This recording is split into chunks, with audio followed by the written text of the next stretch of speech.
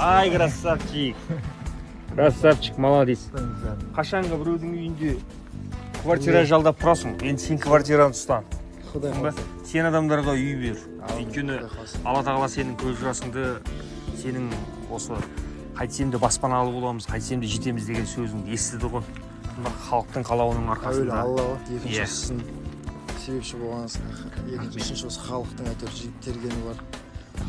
Алла разы болсын. Бісміллә деп көрейік. Бүгін сізбен біздің ортақ жеңісіміз ағай.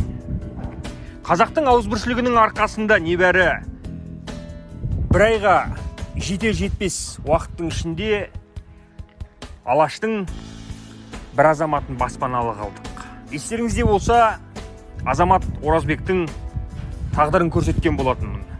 Міне, осы уақытқа дейін 15 миллион теңгеден астам қаражат жиналған екен. Бұл сіздердің маған деген сенімдеріңіздің арқасында. Міне, бүгін Азекең Алматы облысы Қарасай ауданы Қаскелең қаласында